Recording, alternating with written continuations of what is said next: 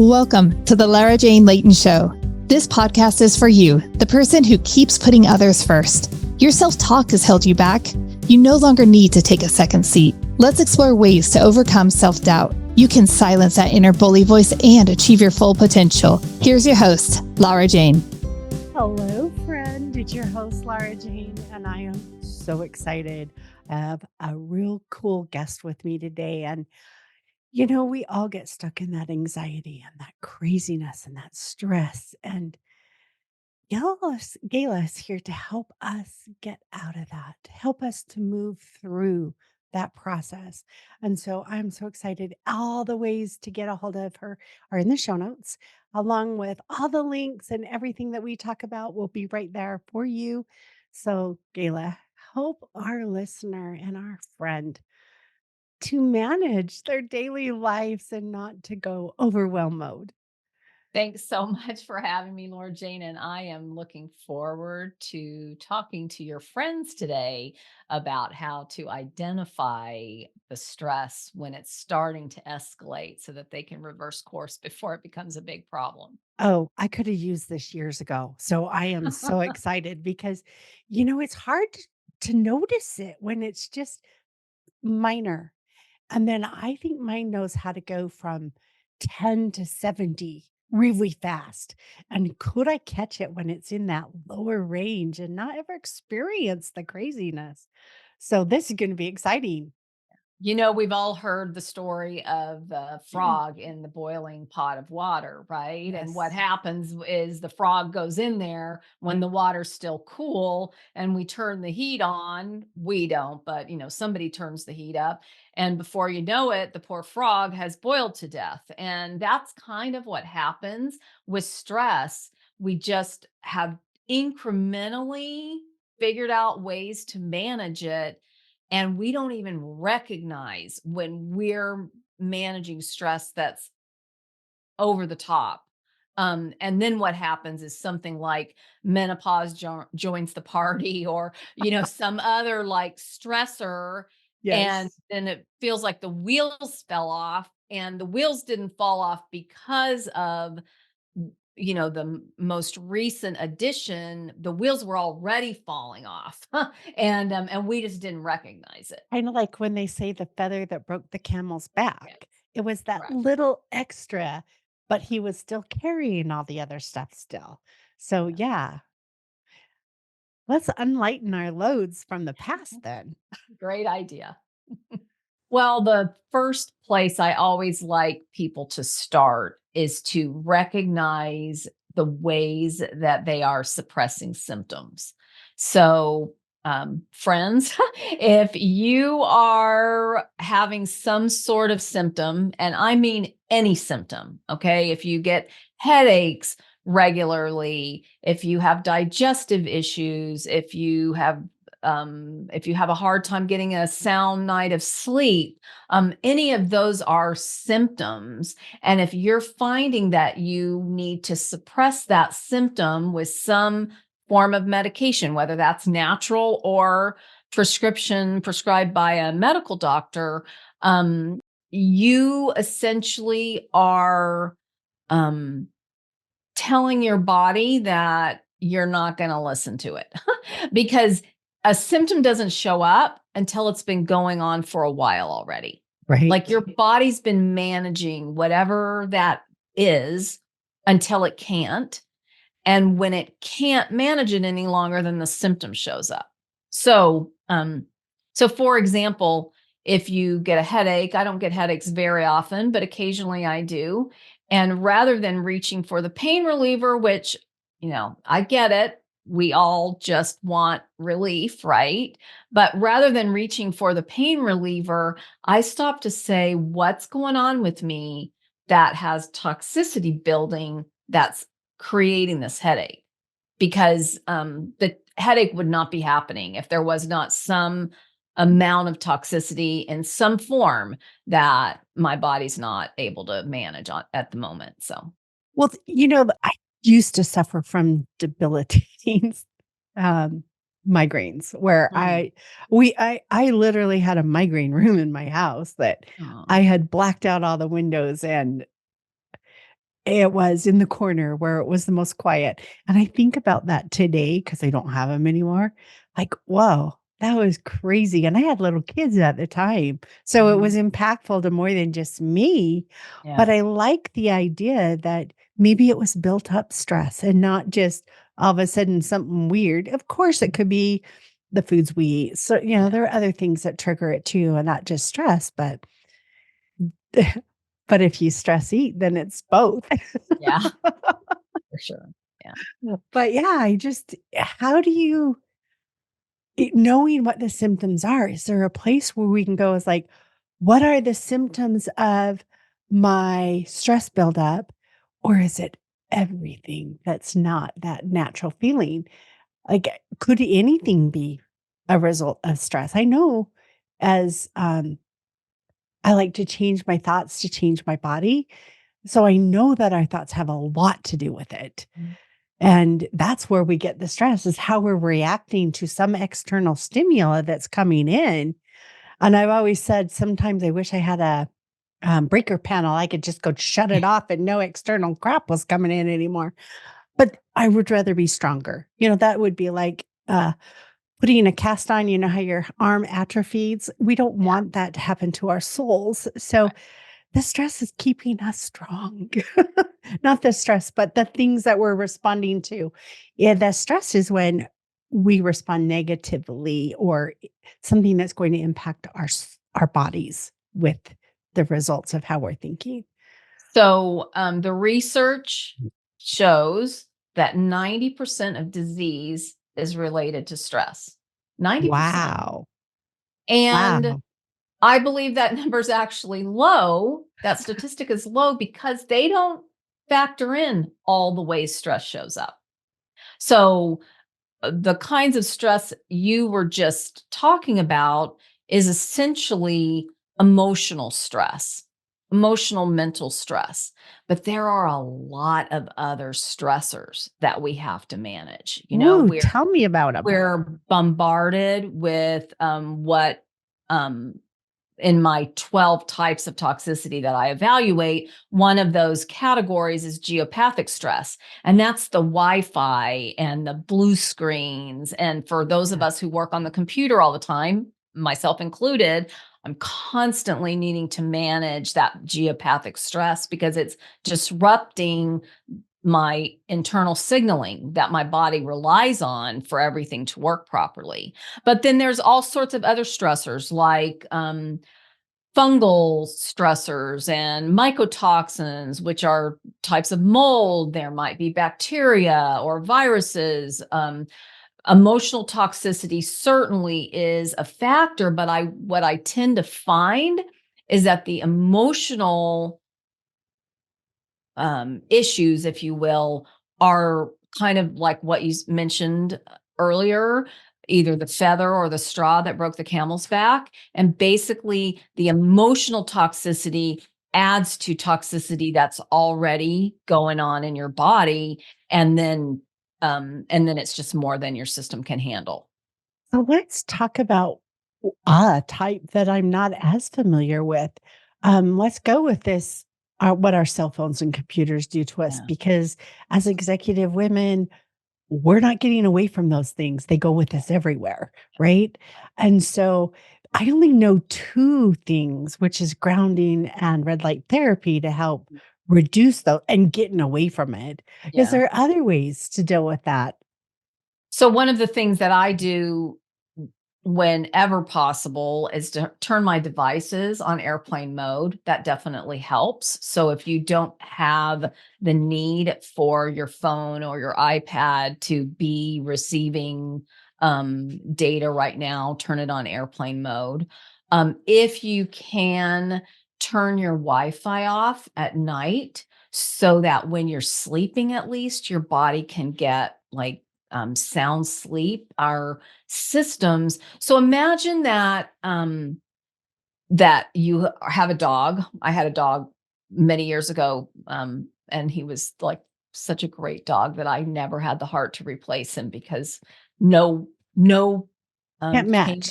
no canine friend could come close to Duncan. Yeah. So but Duncan heard things I didn't hear, right? Right. So, we have all these frequencies that our body is picking up on, and we don't have to see them, we don't have to hear them. We have all these really subtle internal signals that our internal systems rely on. And um I have a specialization in using microcurrent. And in one of my training classes, the guy that led it had pulled together a bunch of research related to differentiating between the good microcurrent and the toxic current, right? And they had actually done research that had shown that when our body is forced to essentially deal with the frequencies coming out of a cell phone, and this was a while ago before the cell phone signals were as strong as they are now, but it changes the coagulation of your blood. Literally, they can see it under the microscope. And then when we introduce the healing frequencies, essentially, all that gets cleaned up. But it's really, um, you know, So is as that you, the best way to get rid of it is with healing frequencies? well, that's the quickest way. Oh, the, I love that. That is the good. That is a good yeah. clarification. That's our bodies are self-healing mechanisms. So Yes, they are. as long as we're not bombarding ourselves constantly, our body will clean that up, right? But if you are constantly bombarded with this um geopathic stress, 24/7, and you basically never get relief, then your body might be able to handle that if that was the only toxicity it was handling. But Mhm. then we eat foods that don't agree with us and that spike our immune system. And then we have some emotional disappointment, extra stressor that adds on top. And then maybe we are around somebody who's got a cold, and then we catch a cold and our body's extra stressed to try to fight that off. And now your body's saying, I can't do it all.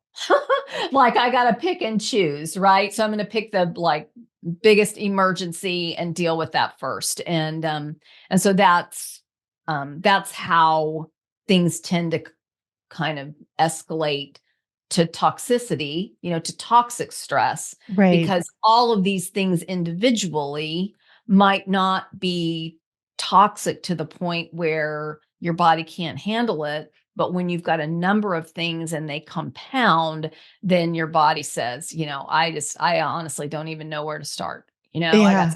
I got so much deferred maintenance that I would have to take a year off, and none of Right. us just take a year off. We've got to still breathe and digest, and our heart's got to pump, and the body literally never gets a break, right? Right. That's kind of funny because up until this year, I probably hadn't been sick for 3 years, 2 years, maybe a good solid time. My husband had COVID a couple times. I just never got sick. Mhm. And then we just went on vacation and came back and I had a cold. Mhm. And so I'm like, okay, my body just picked up or was exposed to a bunch of germs it wants to build its immunity to. Right. So I'm going to enjoy this cold while it's building. And I didn't do my job while I was gone. I didn't eat the same as I usually eat. So my body didn't have its normal response to Mhm. be able to heal or adjust to those new things quickly. Right. And so I was like, yeah, it makes so much sense because I added more stress than what my body was used to. And it just decided to take a break. So Yeah. I had a break. But I would That love, happens not you would think, right, with a vacation that we would have less stress and it wouldn't be a problem. But what tends to happen on vacation, just as you described, we go off of our regular diet. Yep. And we're maybe even staying up later because we're doing things at night than we normally would do. And then on top of that, we've introduced new pathogens because we're, introducing toxins essentially that our body has not already trained itself to handle. And so no surprise, typically what happens is because it takes a little while to incubate, but it's not until we get home that we Yep. finally say, oh, there I there just, we go. if you think about it, our bodies are really good at just building up the defenses as it's exposed. But you get to like an airport and there's thousands of things that you've never been exposed to. What do you think our bodies are going to do? So I had to take it as an appreciation for my body while I was healing. But I would like to talk to more about healing frequencies because it's something I'm slightly familiar with, but I Okay. like to have more information on. And I know that our friend listening with us wants to know more about these healing frequencies also, but we're going to take a quick break. When we Hey. come back, I want to talk about healing frequencies. So we'll be right back. This podcast is sponsored by Lara Jane Coaching. You know you're ready to silence your inner bully voice. Let Lara Jane support you with coaching. To schedule an introduction call, go to larajanelayton.com. We're back. So talk to me about healing frequencies. And I'm going to say it was probably 5 years, maybe 5 years ago when I went to my first sound bath and when I started getting into frequencies and learning what they do, but I've never implemented them regularly in my life. So talk to me about the different frequencies and what do they mean and how can I use them? I have a 417 at my desk. Great. Case I thought somebody once told me it helps with stress. But it So might not. I don't use tuning forks. I love a good sound bath though. I was introduced to sound bath maybe like, I don't know, 15 years ago and I just love it. It's delicious.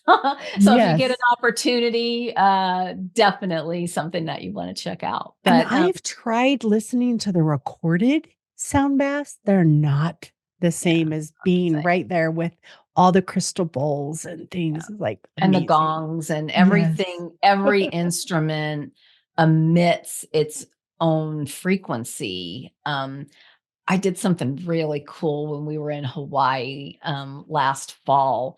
There's this massive crystal bowl, singing bowl, that has a hammock in it. And you Oh my actually gosh. lay in the hammock inside the singing bowl, and then they play the bowl. And so you're literally in the vibration. It was a really cool That experience. is So, a yeah, huge bowl. yeah, How in the world it did was they a make one massive that bowl. big? Yeah, And really I know how much my fascinating. little ones Yeah, cost. I yeah. can't even imagine what one of those would cost. I don't know. I am assuming a lot. Even just to transport it. The story was that it came from, I don't know, I think somebody in Europe had it and this was shipped to Hawaii, which is where it was. But anyway, it was one of those really incredible experiences I'll never forget. But the frequencies that I use are not sound frequencies, Okay. although I can say that I'm trained in a number of different modalities, if you will, to use microcurrent. Okay. And so I was originally trained to use microcurrent, and the way I refer to it now is less specific microcurrent. um, and then I'm trained in frequency specific microcurrent. Okay. So So there's less specific microcurrent and there's frequency specific microcurrent. And so the less specific microcurrent, we get into a fairly tight range of a frequency, and we introduce that frequency to the body. And a researcher many years ago from Germany identified these frequencies, and they can do things like stimulate production of neurotransmitters, hormones, that sort of thing. So we use those frequencies um, on acupuncture needles, for example. Oh, Um, but one of the things that is really cool is kind of taking it to the next level and using frequency specific microcurrent, which we don't have to use with needles. I can use that with essentially pulsed electromagnetic frequency. And I have a device that actually takes that frequency and converts it into sound. And so with the people that I work with, I send them a device to use at home, and they plug it into their phone, and we convert the frequency into sound, and it plays out the speaker of their phone through the cable and plays the sound through wow. these coils. It's really cool. But How do we find something like that? I mean, I know we all want to go have our bodies at this we might not look like the models in the books, but we want our bodies to yeah, feel healthy and movable and generate the energy as we do things and not just feel sluggish.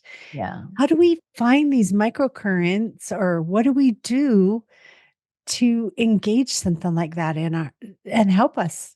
Yeah, you would need to find a practitioner that is licensed to be able to provide this sort of treatment, whether that's me or somebody else. It's the important thing to understand, though, is that there are some devices that introduce these frequencies, but they're not specific. So they're kind of just guessing about the frequency that your body is calling for to reset, reboot some system that has kind of lost its communication. It's not that different from your computer. Those of us who've been around a while, we're Microsoft people, and we know what it's like to, just recognize when your system's kind of gotten sluggish, and you just, whether you like it or not, you're going to have to reboot, right? And so, it's similar to that, where we Okay. introduce a frequency, the specific frequency that relates to what you've got going on, and that frequency essentially reboots the messaging. And Okay. and so every tissue in our body has a correlating frequency that goes with it. Well, and it So, sounded like from what you were talking about, you could do this remote by working with somebody and sending them the device. yes. So we don't have to find someone because we have you. Potentially, yes, if that's what you would like to do. I never like to come on a show like this and say, come find me. But if you need my help, Well, you will I know how to kind of find do me. that same Yeah, thing. It's like I think everybody needs a coach, and yeah, you don't have to hire me, but I'm here. yeah, But there's a certain person that's going to connect with you and is going to help you. That's the person, even if you're just talking, everybody needs that sounding board. And so, yes, I'm sure you could point us in a direction, but I love the idea that they have a direction they can go to already. So it's mm, okay if you want to. I mean, go to the show notes. It's there already. So I really want to, like, how do we do this in a remote basis? Because it sounds like you talk to us and then when you send us the device, that's when you program it, when it's in our hands or before yeah. it goes? So the um for the at-home device, so I have if you've got something really extreme going on, I have a device that I can rent to you because it costs thousands of dollars. I have a device that I can rent to you that's a little like next level. That device I have to program here Okay. locally, and then I send it to you, and then you use it with the programs that are on there. But the device that is just the less expensive device that you can use just to sort of keep things tuned up. That device is it's a oblong kind of pad that has a cord that plugs into your phone, and so based on your phone number, you download an app and I send you the frequencies. I push the frequencies out to the app to your phone number and your account that I've established for you. And then I push, frequencies are assembled in a protocol that lasts anywhere from, I don't know, 20 to 30 minutes up to like a few hours, just depending on what you're needing to do. So a lot of times, I pulled a muscle in my back over the weekend. It's kind of like more like my hip. And so I went and got a massage on Sunday, and I'm accustomed to getting massage, so that was nothing new, but I think it was just a little too much too soon. Sometimes Mhm. if we've got something that's fairly new and it's in spasm, like it's too early to try to push that Right. thing to respond. And I think that's what happened. But anyway, by the time Sunday night, Monday came around, it was pretty bad. And so, as the doctor, just like the cobbler whose kids' shoes have holes in the bottom, right? I'm Yeah. like the last person that I think, okay, what would I be telling somebody else to do? Right. And so I literally had to get up in the middle of the night and go get my device and turn on the right frequency set. And within 10 minutes, it had provided enough relief. Now it's going to still take repeated treatments to like give it enough um To build relief, its if you strength will, up. so that it can Yeah. heal. Yeah. There's still a healing process that needs to happen. But it provides that relief without needing something like a pain reliever that then is going to cause additional issues. So literally no pain reliever, just microcurrent. Wow. As I know that, turn to the Advil, turn to the Leave, whatever brand of ibuprofen kind of stuff you want. And that masks the pain, but it doesn't get rid of what caused it, Correct. And yeah, it's anti-inflammatory, but what caused the inflammation to start with? And so it's like if you can really get to the base of that initial trigger, you heal it long term instead of just, oh, 30 minutes later, I need another one. So Yeah, I the love other thing that people don't remember, and it's not your fault because our system is not um, designed to condition you to remember and take those sorts of situations seriously. Our system just says, just take the pain reliever. What's wrong with right, that? Right. But when we take that pain reliever and it goes through our stomach, and it has to go through our digestive system before it relieves whatever pain it is relieving. You can imagine all the receptors it impacted on the way to finally getting to the receptor that oh, was the yeah. pain you took it for, Just think all the right? damage it caused Right, all until it got to where you right, wanted it go. That's right. crazy. Yes. I have a in you said you're in Utah. There's a herbalist in Colorado, and I use some of her formulas. And one of the things that she created was this salve that really helps with pain and headaches. And I use it infrequently. I don't get headaches very often, but if I get a headache, um, after I've reflected a few minutes and figured out what I've done to, increase toxicity and create the headache, then I'll take a little bit of that salve, and I tend to get a headache right here if I'm going to Yep. get one. And it's a toxicity headache. In acupuncture and oriental medicine, we call that a gallbladder headache. Oh, And wow.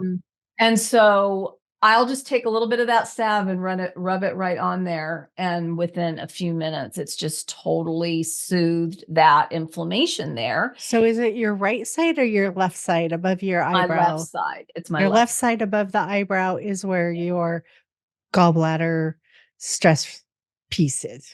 Well, that just is where mine is, Oh, right? okay.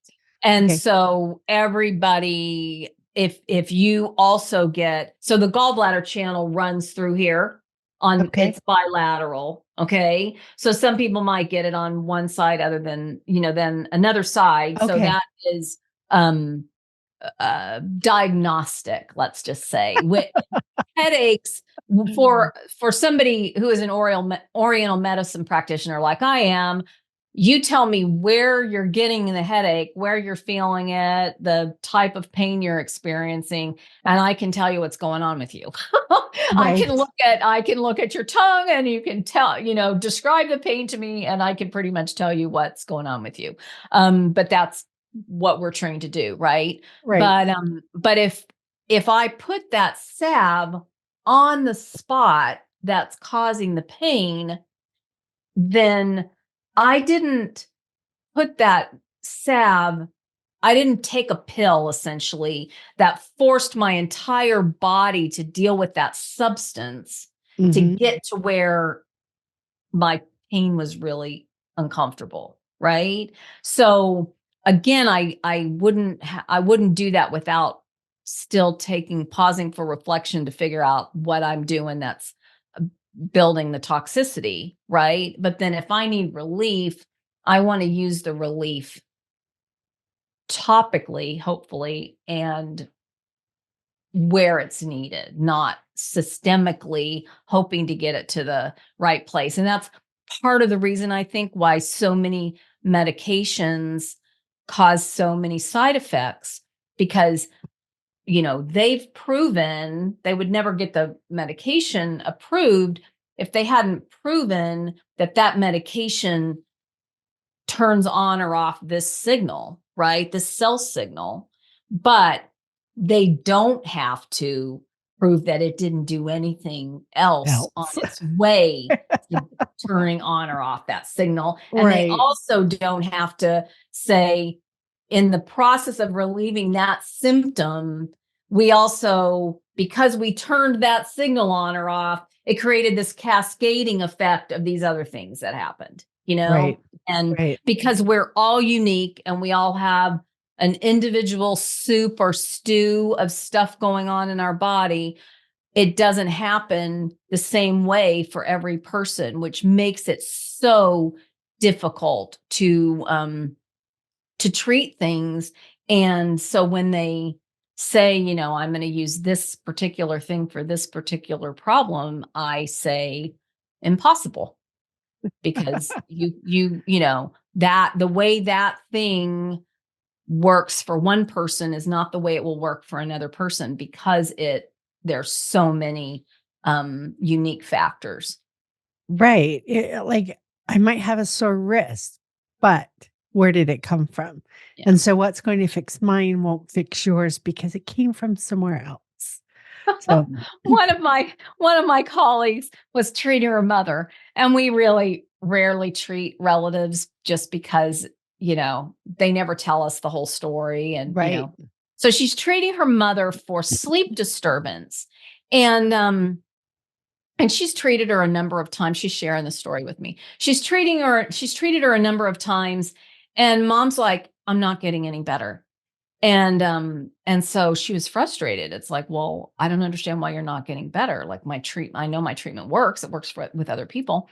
And and so it finally comes out that her mother's wrist was bothering her, and she had carpal tunnel in her wrist, And because her wrist was bothering her so much, it was disturbing her sleep. Like if she rolled over on her wrist, she would wake up because it hurt so bad. And so she didn't have sleep disturbance. She had wrist injury, right?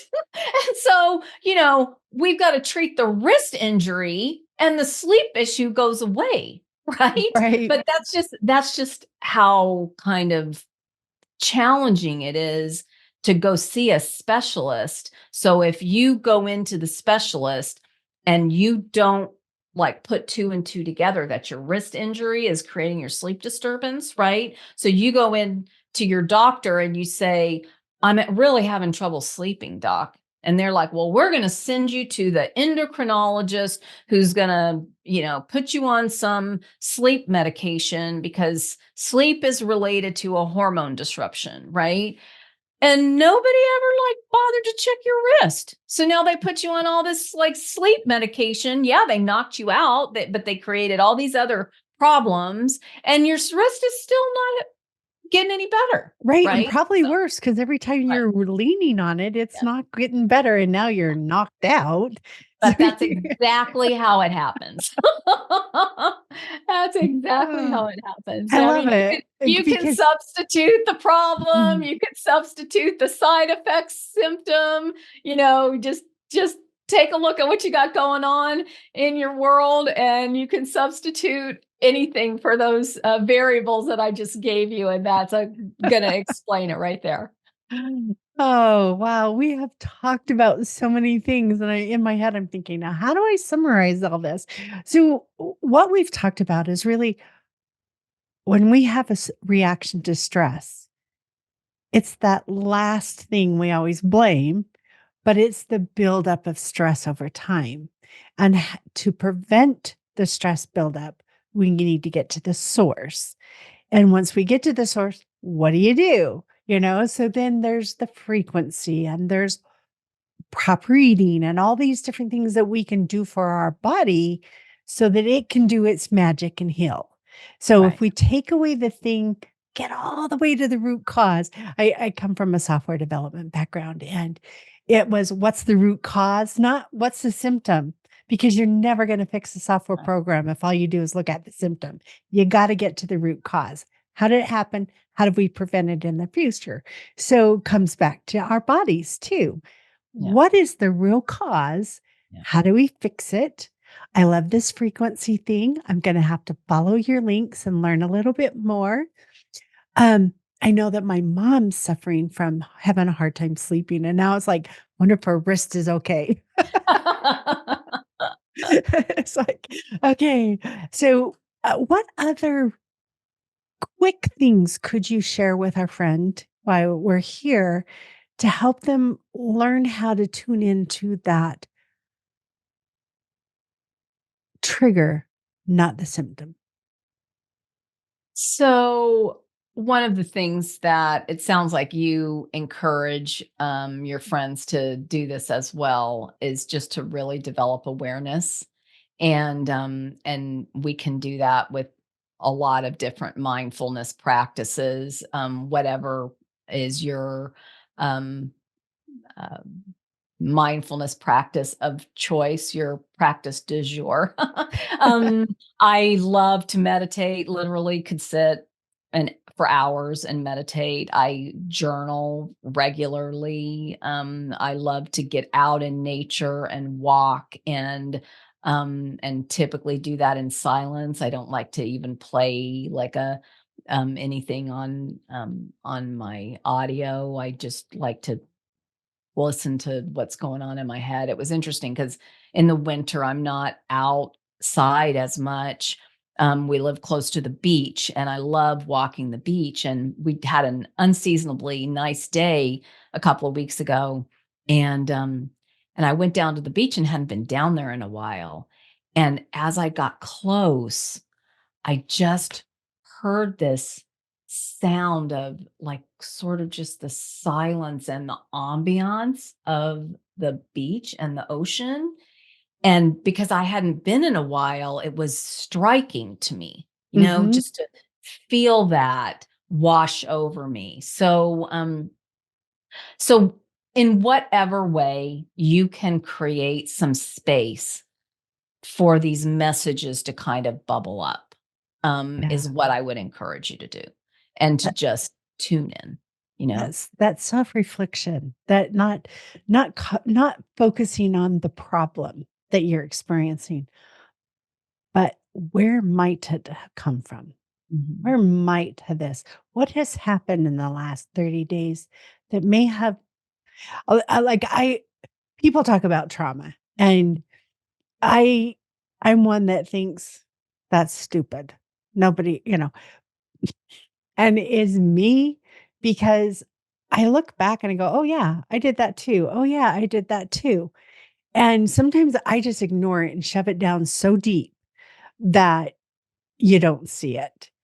And then as I start to do that reflection or get out into nature or sit on the beach, you don't even have to know what it is, but you can just feel it go. You can just feel that I no longer have to hold on to this. I'm safe. Mhm. And if we could figure out a way to do that in our homes, not that we have to be stuck at home, but you would prevent that buildup. And I think that's where your meditation practice comes in, is just really giving your body time to release. Mhm. We go, go, go, go, go. And so our bodies are tense all the time. So I like that.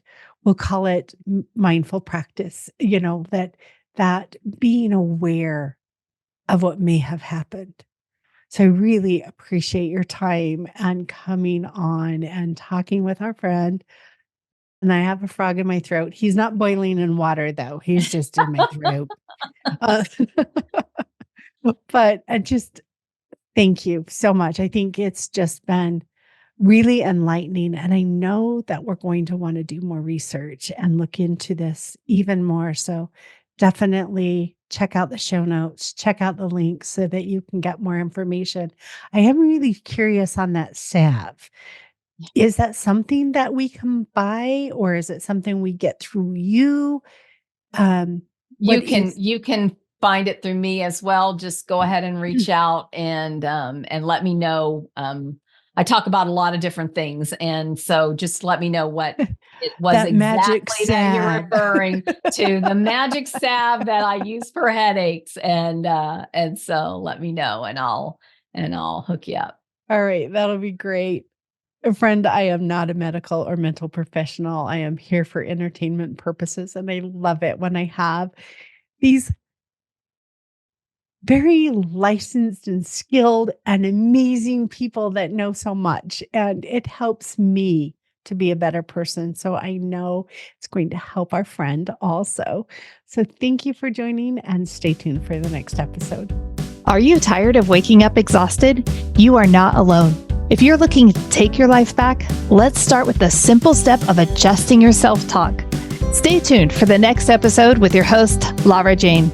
Remember to follow the show so you don't miss a next simple step that you can use to feel more confident. And please leave an honest review.